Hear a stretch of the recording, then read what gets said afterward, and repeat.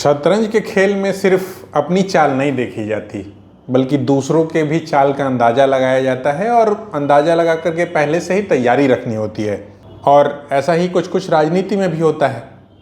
आप सिर्फ दूसरों से चुनाव नहीं लड़ करके जीत जाते या दूसरों के खिलाफ ही चुनाव नहीं लड़ते, बल्कि आपको भीतर का भी गेम या अपने हाउस को भी एक तरीके से सेट करना पड़ता है, अपने गोटियों को भी सेट करना पड़ता है, अपने प्यादों को भी सेट करना पड़ता है, अपने विधायकों को भी सेट करना पड़ता है।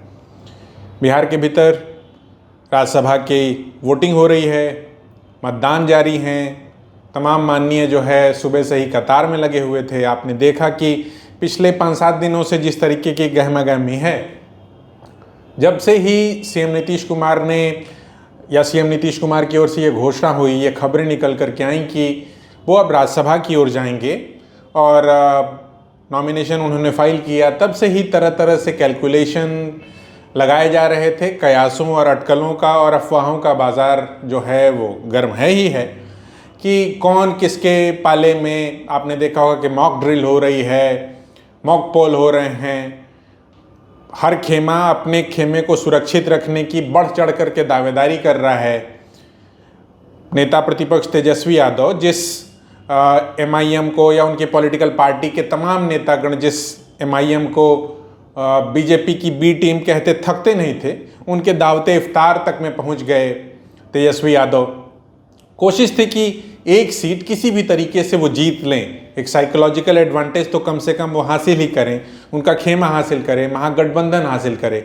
लेकिन अभी तक जब मैं आपको 1:44-45 लगभग 1:45 बजे जब ये वीडियो बना रहा हूँ, तो जो आंकड़ा है वो जो आता हुआ दिखाई पड़ रहा है, क्योंकि जीत के लिए जो एकमात्र सीट पर जिस तरीके की दावेदारी अमरिंदर सिंह को RJD ने अपना उम्मीदवार बनाया, महागठबंधन के वो अधिकृत उम्मीदवार थे। 41 जो हैं MLAs का वोट उन्हें चाहिए है। अभी भी 2-2.25 घंटे का समय जो है वो बाकी है।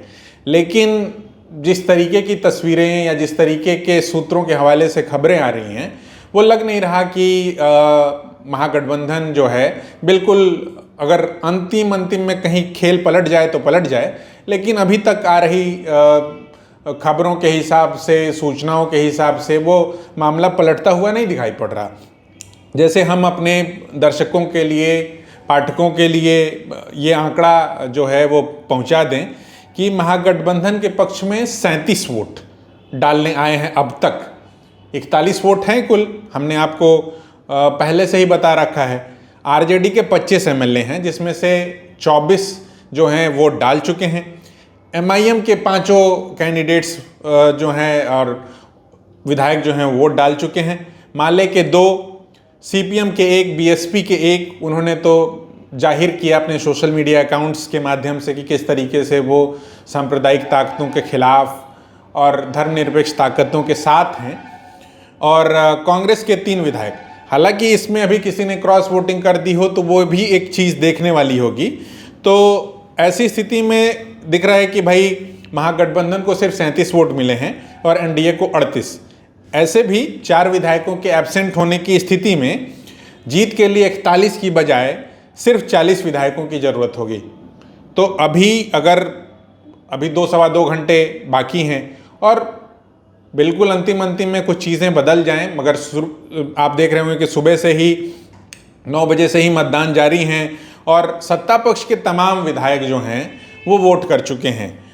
कई तो ऐसे भी विधायक रहे जिनकी थोड़ी तबीयत खराब थी, किन्हीं का फ्रैक्चर हो रखा था, वो जो है, या फिर अनंत सिंह को ही देखा कि अनंत सिंह जिस तरीके से जेल से एम्बुलेंस उन्हें लेकर के आती है, वो मतदान करते हैं और ये घोषणा भी करते हैं कि अब जब नीतीश कुमार बिहार की राजनीति में सक्रिय नहीं है तो वो भी अब चुनाव नहीं लड़ेंगे, आगे उनका बाल बच्चा सब चुनाव लड़ेगा। तो इस तरीके की बातों के बीच, घोषणाओं के बीच, खबरों के बीच में चूँकि पूरे देश भर में राज्यसभा चुनाव को लेकर के एक गहमागहमी है और बिहार विशेष तौर पर जो है जितना पॉलिटिसाइज स्टेट है, राजनीतिक रूप से जितनी सजगता या सक्रियता देखी जाती है, ऐसी स्थिति में एक सीट पर यहाँ भी चुनाव हो रहे हैं और आमने सामने का टक्कर, एक एक विधायक को साधने की कोशिश, उनको होटलों में रखा गया, जिसमें हॉर्स ट्रेडिंग की या पोचिंग की पूरी बात चली आती है, मतलब खरीद फरोख्त की पूरी बात चली आती है। आप देख भी रहे होंगे किस तरीके से जो तमाम उड़ीसा के कांग्रेस के एमएलएज हैं उनको ले जाया गया था इस दौरान बेंगलुरु, और वहाँ से जिस तरीके की खबरें निकल कर के आई कि वहाँ पर भी जो है पोचर्स पहुँच गए, मतलब वहाँ भी खरीद फरोख्त करने की कोशिशें, जिसको एक तरीके से ध्वस्त किया जो डीके शिव कुमार हैं वहाँ कांग्रेस के नेता और डिप्टी सीएम। तो इस तरीके की तमाम बातों के बीच में जो है अभी तो लग नहीं रहा, अब अंतिम में जो चीज़ें चली आएंगी, क्योंकि 4 बजे तक मतदान का समय है और उसके बाद वोटों की गिनती होगी। मुझे लगता है कि 1 आध घंटे के भीतर सब कुछ मामला क्लियर हो जाएगा और उसके बाद जो तस्वीर आएगी वो सारी सूचना हम आप तक पहुंचाने की कोशिश करेंगे। लेकिन अभी जब करीब 1:45 बज रहे हैं, 1:50 के आसपास का समय है, तो तब तक का आंकड़ा यही है कि एनडीए के तमाम जो विधायक हैं वो अपने वोट को पोल कर चुके हैं और कांग्रेस के जो 2 से 3 विधायक अनुपस्थित या नॉट रीचेबल, वो अब तक रीचेबल नहीं हो सके हैं।